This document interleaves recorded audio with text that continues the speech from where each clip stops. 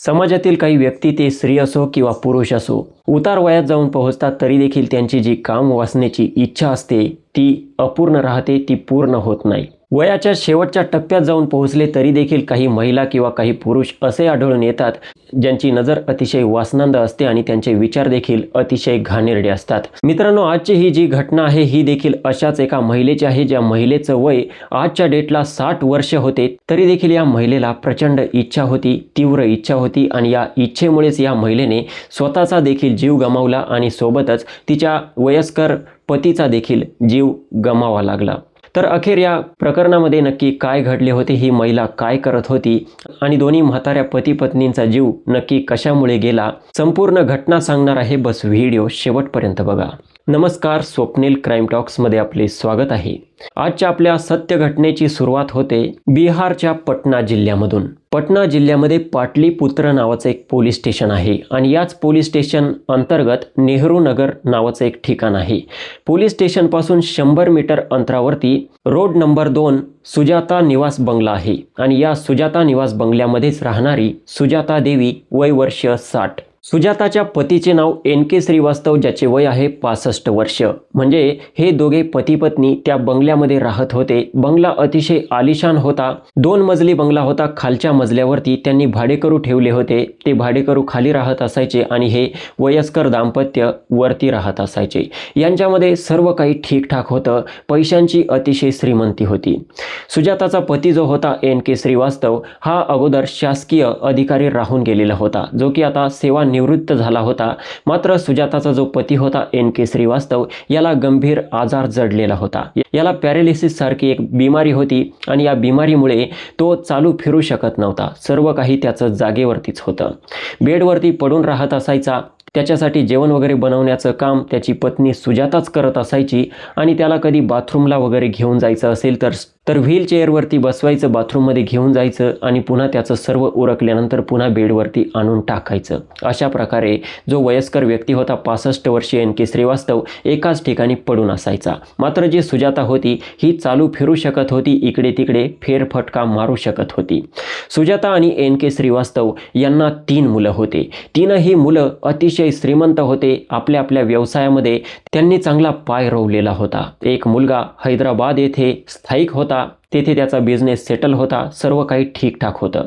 दुसरा मुलगा दिल्लीमध्ये राहत होता, त्याचा देखील बिझनेस चांगल्या प्रकारे चालू होता आणि तिसरा जो मुलगा होता हा दुबईला राहत होता। म्हणजे सुजाताच्या 3ही मुलांचं लग्न झालेलं होतं आणि सुजाताला नातवंड देखील होते। पती सेवानिवृत्त शासकीय कर्मचारी होता। याचा अर्थ सुजाताला पैशांची कसली कमी नव्हती, श्रीमंती तिच्या घरात लोटांगण घेत होती। एवढं सर्व असताना देखील या सुजातासोबत असं काहीतरी घडतं ज्याचा हिने स्वप्नात देखील विचार केला नव्हता। आता सुजाता आणि NK श्रीवास्तव हे इकडे एकटे राहत होते आणि मुलं बाहेर राहत होते। तर मुलं यांची काळजी घेण्यासाठी यांना अधूनमधून कॉल देखील करत होते। जेव्हा कधी सुखदुःखाची वेळ आली, कधी सणवार आले तर मुलं यांच्या घरी बंगल्यावरती येऊन 4-8 दिवस राहत देखील होते आणि नंतर पुन्हा आपल्या कामावरती निघून जात होते। एक तारीख येते 15 ऑक्टोबर 2024चा दिवस असतो। सकाळचे लगभग 8 ते 9 वाजलेले असतात। जो दुबईला राहणारा मुलगा असतो हा आपल्या आईच्या मोबाईलवरती, सुजाताच्या मोबाईलवरती कॉल करू लागतो।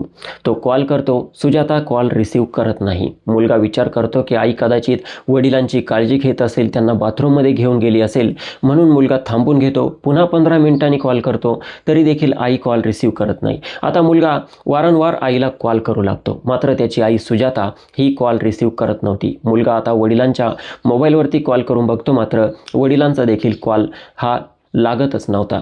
आता मुलगा बेचैन होऊ लागतो। लगभग असं करता करता 3 ते 4 तास होऊन जातात। मुलगा आता बेचैन होऊ लागतो, नक्की आपल्या आईवडिलांसोबत काही विचित्र तर घडलं नसेल किंवा आपल्या वडिलांची तब्येत जास्त खराब तर झाली नसेल, आई कदाचित त्यांना हॉस्पिटलमध्ये तर घेऊन गेली नसेल, असे नाना प्रकारचे विचार त्या दुबईमध्ये राहणाऱ्या मुलाच्या मनामध्ये येऊ लागतात। आता तो मुलगा विचार करतो की आपल्या बंगल्यासमोरच आणखी एक मोठी सोसायटी आहे आणि त्या ठिकाणी एक वॉचमन आहे। त्या वॉचमॅनचा नंबर या दुबईच्या मुलाकडे होता. आता हा मुलगा त्या सिक्युरिटी गार्डला कॉल करतो आणि त्याला सांगतो की बाबा आमच्या सुजाता निवास बंगल्यावरती जाऊन बघ, माझे आई वडील दोघेही कॉल रिसीव्ह करत नाही, नक्की त्यांच्यासोबत काय घडलं असेल मला देखील समजत नाही, कृपया तू माझी मदत कर. जो सिक्युरिटी गार्ड असतो हा त्या मुलाला बोलतो की ठीक आहे साहेब, काही काळजी करू नका, मी लगेच तेथे जाऊन बघतो. आणि अशा प्रकारे तो सिक्युरिटी गार्ड 5च मिनिटात त्या सुजाता निवास बंगल्याजवळ जाऊन पोहोचतो. खाली भाडेकरू राहत असतात तर वरती जिन्याने तो जातो. दरवाजा असा थोडासा लोटलेला असतो तर तो सिक्युरिटी गार्ड दरवाजा पुढे सरकावतो आणि मध्ये जाऊन बघतो. त्याला किचनमध्ये अतिशय थरारक दृश्य दिसतं. जी सुजाता होती 60 वर्षीय, ही रक्ताच्या थारोळ्यात पडली होती. असं वाटत होतं की तिचा निर्दयीपणे कुणीतरी खून केला आहे. आता तो जो सिक्युरिटी गार्ड असतो हे दृश्य अचानक बघितल्यामुळे तेथे भयंकर घाबरतो, ओरडतो. सुजाताच्या मुलाचा कॉल त्याच्याकडे अजून देखील चालू होता. सुजाताचा मुलगा तिकडून विचारतो की नक्की काय झालं. तेव्हा हा सिक्युरिटी गार्ड घाबरत लटपटत त्या मुलाला सांगू लागतो की तुमच्या ज्या मातोश्री आहे सुजाता, यांचा मृतदेह खाली रक्ताच्या थारोळ्यात पडला आहे आणि यांचा कोणीतरी खून केला आहे. आता तिकडे जो मुलगा असतो हा प्रचंड त्याच्या पायाखालची जमीन सरकते. हा विचार करतो की हे असं कसं झालं, माझे वडील कुठे आहे ते बघ.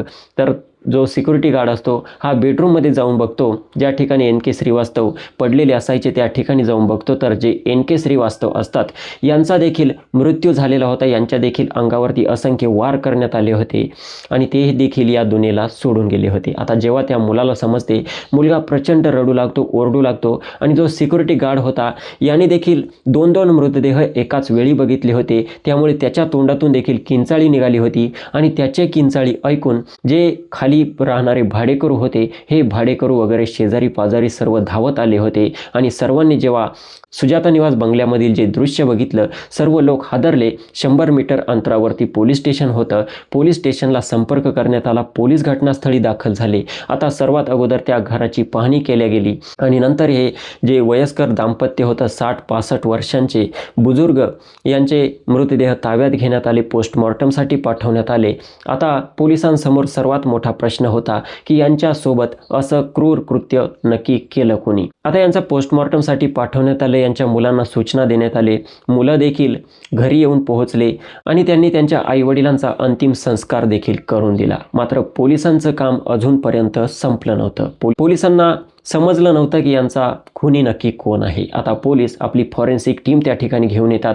डॉग स्क्वॉड वगैरे त्यांनी अगोदरच आणले होते. सर्व चौकशी पोलिसांची अगोदरपासून सुरू होती. बघता पोस्टमॉर्टम रिपोर्ट येतो आणि रिपोर्टमध्ये दिसून येतं की यांच्या शरीरावरती तीक्ष्ण हत्याराने वार करण्यात आलेले आहे. आता पोलीस इकडे तिकडे शोध मोहीम राबवतात. अनेक CCTV फुटेज चेक करण्यात येतात. मात्र पोलिसांना अजूनपर्यंत खुन्याचा तपास लागला नव्हता आणि त्यांना वरिष्ठांचा देखील दबाव येत होता. पोलीस आता आपले काम अतिशय चपळाईने करत होते तर सुजाता निवास बंगल्यावरचा त्यांचा सुजाता आणि एन.के. श्रीवास्तवचा एक मुलगा बोलतो की साहेब, आमच्या घरामध्ये देखील CCTV बसवलेला आहे, तो CCTV चेक करा. आणि त्यानंतर पोलीस जेव्हा तो CCTV फुटेज चेक करतात. आता पोलिसांनी जेव्हा ती CCTV फुटेज बघितली, त्यांना एक संशयित व्यक्ती त्या ठिकाणी दिसला. मात्र त्याचा चेहरा व्यवस्थित दिसत नव्हता. तर पोलिसांनी आजूबाजूच्या सर्व लोकांना विचारले की हा व्यक्ती कोण आहे. तर खाली जे भाडेकरू राहत होते यांनी देखील सांगितलं की हा किराणा दुकानदार आहे आणि हा नियमितपणे यांच्या घरामध्ये किराण्याचं सामान घेऊन येत असायचा, घेऊन जात असायचा. हा नियमितपणे इकडे येत असायचा आणि 3-3, 4-4 तास या घरातून जात देखील नव्हता. आता पोलिसांना संशय आणखी जाणवतो. पोलीस आणखी माहिती एकत्रित करतात तर पोलिसांना माहिती मिळते की हा 31 वर्षीय किराणा दुकानदार अमित आहे. आता पोलीस सरळ त्या किराणा दुकानात जाऊन पोहोचतात तर त्या ठिकाणी तो अमित नियमितपणे आपला किराण्याचं सामान विकत असतो. आता अमितला पोलीस सांगतात की तुला आमच्यासोबत पोलीस स्टेशनला यावं लागेल आणि त्याला पोलीस स्टेशनला घेऊन जातात आणि तेथे गेल्यानंतर त्याची विचारपूस सुरू होते. सुरुवातीला अमित सर्व काही खरं सांगत नाही.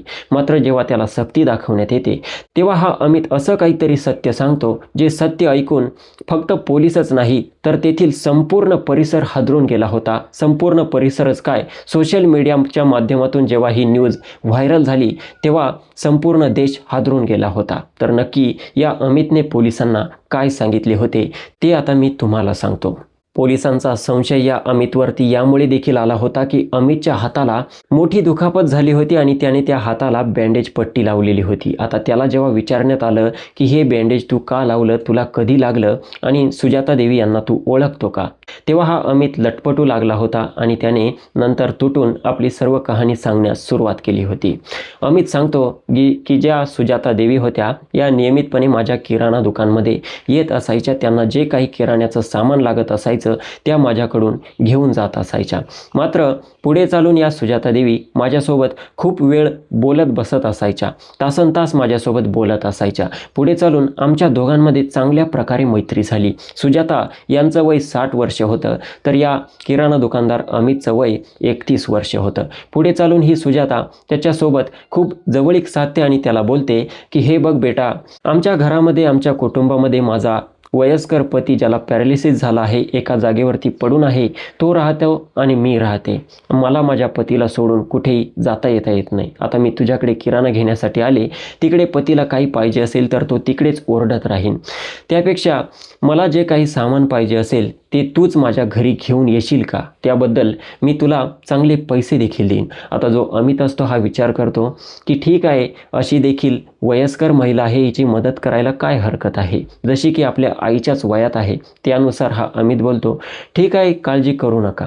आणि त्यानंतर आता ही जी सुजाता असते त्या अमितचा कॉन्टॅक्ट नंबर घेते आणि आपल्या घरी जाते. त्यानंतर या महिलेला एक दिवस किराण्याचं सामान कमी पडतं तर ती अमितला कॉल करते. अमितला बोलते की मला इतक्या वस्तू पाहिजे आहे. अमित त्या सर्व वस्तू नोट करून घेतो, ते सर्व सामान घेतो. त्याचं जे किराणा दुकान होतं रोड नंबर 7 वरती होतं आणि तो रोड नंबर 2 सुजाता निवास बंगल्यावरती ते सामान घेऊन जाऊन पोहोचतो. त्या बंगल्याच्या खाली भाडेकरू असतात आणि वरती सुजाता आणि तिचा पती NK श्रीवास्तव राहत असतो. अमित त्या घराची सर्व कंडिशन बघतो. जेव्हा आतमध्ये जातो तेव्हा बघतो त्याला आलिशान घर सजवलेलं दिसतं, सर्व काही ठीकठाक दिसतं, घरामध्ये अतिशय श्रीमंती दिसते.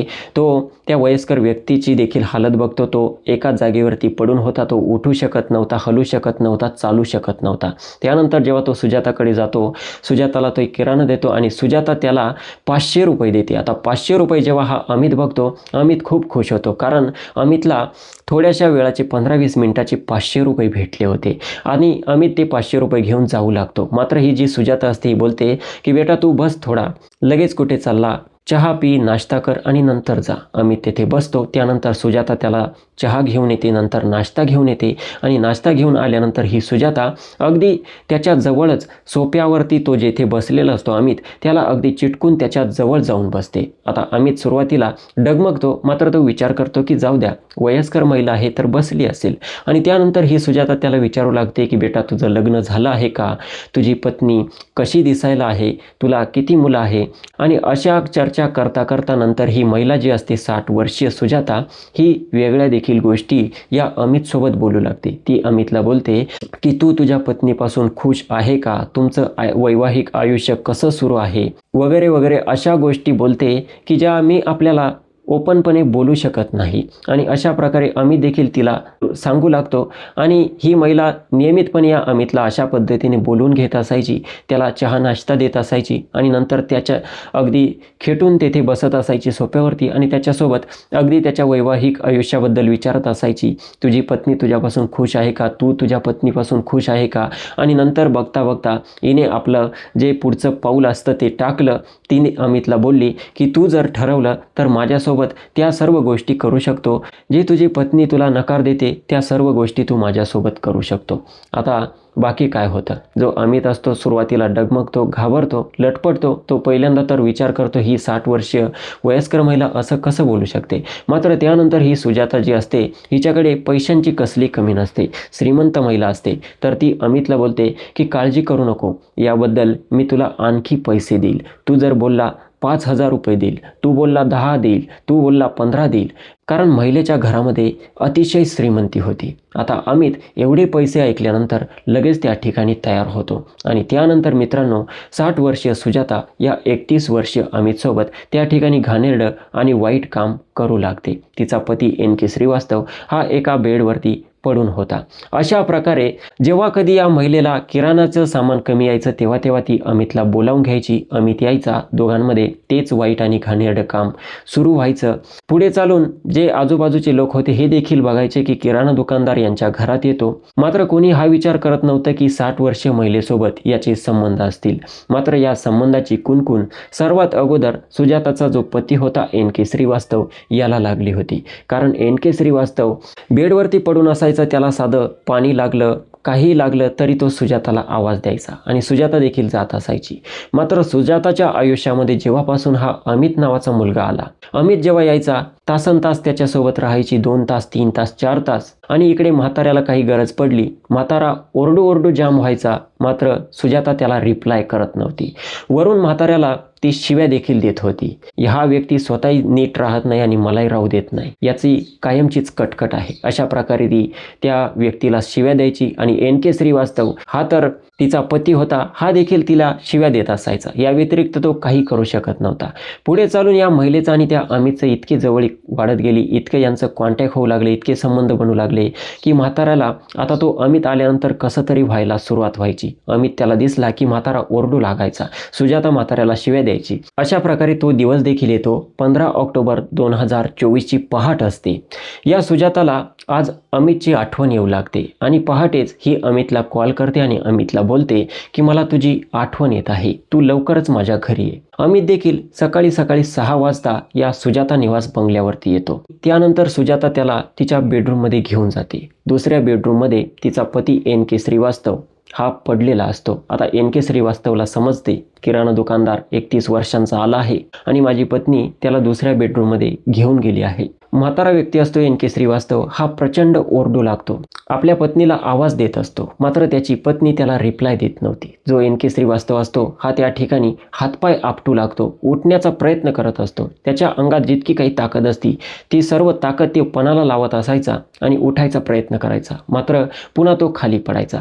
असं त्याचं चालू होतं. आणि इकडे त्याच्या पत्नीचं 31 वर्षीय अमितसोबत घाणेरडा प्रकार चालू होता. आता तो जो व्यक्ती होता NK श्रीवास्तव त्याला ते सहनच होत नव्हतं. कारण त्याच्या पत्नीचा NK श्रीवास्तवच्या कानामध्ये कदाचित विचित्र आवाज येत असेल. NK श्रीवास्तव आता त्या ठिकाणी कसा तरी हलतो, इकडे तिकडे काना उताना होतो आणि त्या बेडवरून खाली फरचीवरती पडतो.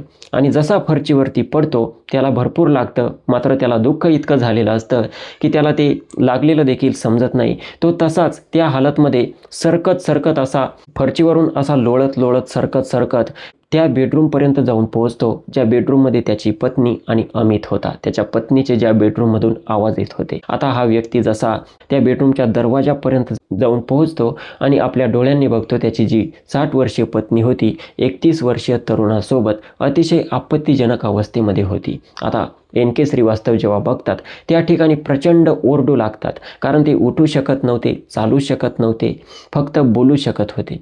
मोठमोठ्याने ओरडू लागतात. हे सर्व बघून जो अमित असतो हा अमित घाबरतो, थरथरतो. आता त्याला समजतं की या म्हाताऱ्याने आपल्याला बघितलं आहे आणि हा म्हातारा सर्वत्र सांगून देईन आणि आपली बदनामी होईल. जो अमित असतो ते सर्व सोडून देतो, सुजातापासून उठतो आणि इकडे म्हाताऱ्याचं तोंड दाबतो, त्याला उचलतो आणि त्याच्या बेडवरती नेऊन टाकतो आणि त्याला समजावून सांगण्याचा प्रयत्न करतो. मात्र NK श्रीवास्तव थांबत नव्हता, ओरडत होता, शिव्या घालत होता. आता म्हातारा शांतच राहीना म्हणून हा अमित त्याला शांत करण्यासाठी एक उशी घेतो आणि त्याच्या तोंडावरती दाबतो. त्याला मारण्याचा विचार या अमितचा नसतो. मात्र जी सुजाता होती हिला प्रचंड आपल्या पतीचा राग आला होता. कारण त्याने मध्येच तिला डिस्टर्ब केलं होतं आणि त्यामुळे ही सुजाता सरळ किचनमध्ये जाते. किचनमधून एक धारदार चाकू घेते आणि इकडे NK श्रीवास्तवच्या पोटामध्ये, छातीमध्ये इकडे तिकडे त्या चाकूने भोसकू लागते. आता जो NK श्रीवास्तव असतो त्या ठिकाणी रक्ताच्या थारोळ्यात पडतो, त्याचा श्वास कायमस्वरूपी बंद होतो. मात्र हे सर्व दृश्य बघून जो अमित असतो हा त्या ठिकाणी थरथरतो आणि सुजाताला विचारू लागतो की तू हे असं का केलं. सुजाता बोलते की जाऊ दे, मी जे केलं ते केलं. मला या व्यक्तीचा खूप त्रास होता, हा नियमितपणे मला त्रास देत होता आणि आपल्या संबंधात देखील हा आडवा येणारा काटा होता. याला मी कायमस्वरूपी संपवून टाकला आहे, तू कशाला काळजी करतो. मात्र जो अमित होता साधारण व्यक्ती होता, त्याचं लग्न झालेलं होतं, त्याला बायका मुलं होत्या, त्याचं व्यवस्थित किराणा दुकान सुरू होतं. आता त्याला जाणवू लागले की पोलीस येतील, मला पकडून नेतील. तर हा अमित सुजाताला बोलू लागतो की तू या म्हाताऱ्याचा, तुझ्या पतीचा खून केला आहे आणि यामध्ये माझा काही संबंध नाही. तर आता सुजाता ही पलटून जाते. सुजाता बोलते की तू जरा जास्त बोलत आहे. तू विसरू नको की तू नियमितपणे माझ्या घरी येत असतो आणि माझ्यासोबत वाईट काम करत असतो. जर तू असं म्हणत असला तर मी तुझ्या विरुद्ध पोलीस स्टेशनमध्ये कंप्लेंट दाखल करेल आणि तूच माझ्या पतीचा खून केला आणि माझ्यावरती तू वारंवार 2 वर्षांपासून बलात्कार करत होता अशी देखील केस दाखल करेन. आता जेव्हा हा अमित सुजाताचे असं बोलणं ऐकतो तेव्हा अमितला आणखी राग येऊ लागतो. अमित आता सुजातासोबत वाद घालू लागतो. सुजाता बोलते की मी अशी कंप्लेंट करेल, त्या अगोदर तू या म्हाताऱ्याच्या मृतदेहाची विल्हेवाट लाव. आता जो अमित असतो हा विचार करतो की जर मी याच्या मृतदेहाची विल्हेवाट लावू लागलो तर पोलीस मला पकडतील. मात्र मी या म्हाताऱ्याचा खून केला नाही तर या म्हातारीनेच केला आहे. आणि एवढा सर्व या म्हातारीचा राग या अमितच्या डोक्यामध्ये तग धरतो आणि अमित कसलाही विचार न करता किचनमध्ये यांचे वाद सुरू असतात. तर त्या किचनमध्ये एक मुसळी असते जी की मिरच्या वगैरे ठेचण्याची मुसळी असते लोखंडी. ती मुसळी उचलतो आणि सरळ या सुजाताच्या डोक्यामध्ये घाव घालतो. मात्र या सुजाताला इतका राग येतो की तो घाव वर्मी लागलेला असून देखील ती याच्या हाताला करकचून चावा घेते. मात्र अमित थांबत नाही. त्या मुसळीने तोपर्यंत तिच्या डोक्यामध्ये वार करतो जोपर्यंत तिचं डोकं फुटून रक्त वाहत नाही आणि सुजाताचा मृत्यू होऊन जात नाही. आता सुजाताचा जेव्हा मृत्यू होतो हा अमित तिथून अलगद निघतो. दरवाजा बंद करून घेतो. दरवाजा पुन्हा लोटून घेतो आणि पुन्हा आपल्या दुकानात जाऊन असा राहू लागतो जसं त्याने काही केलंच नाही, जसं की काही घडलंच नाही. आणि आता त्याला पोलिसांनी अशा प्रकारे पकडलं होतं तर त्याने आपलं संपूर्ण कहाणी पोलिसांना सांगितली होती. आता पोलीस देखील जेव्हा ऐकतात की एक 60 वर्षीय महिला जिला मोठमोठाले मुलं आहे, जिचे मुलं या अमितच्या वयातील आहे आणि या महिलेला नातवंड देखील आहे, ही महिला वासनेच्या इतकी आहारी गेली की हिने हिच्या पतीचा देखील त्या ठिकाणी खून केला. म्हणजे महिला किती चुकीची होती आणि अमितने देखील शेवटी चुकीचं पाऊल उचललं. त्यामुळे या अमित विरुद्ध देखील गंभीर गुन्हा नोंदवण्यात येतो आणि अमितला देखील शिक्षा होते. तर मित्रांनो, ही होती आपली आजची सत्य घटना. या व्हिडिओचा माझा उद्देश अश्लीलतेचा प्रसार करणे किंवा कोणाचं मन दुखावणे नाही तर आपणास जागरूक करण्याचा होता. समाजात अशा देखील घटना घडत असतात. आपण कुठे अडकू नये, फसू नये म्हणून प्रत्येकाने सजग आणि सावध राहा. आणि असेच व्हिडिओ नेहमी ऐकत राहण्यासाठी स्वप्नील क्राईम टॉक्स या यूट्यूब चॅनलला सबस्क्राईब करा. तोपर्यंत नमस्कार.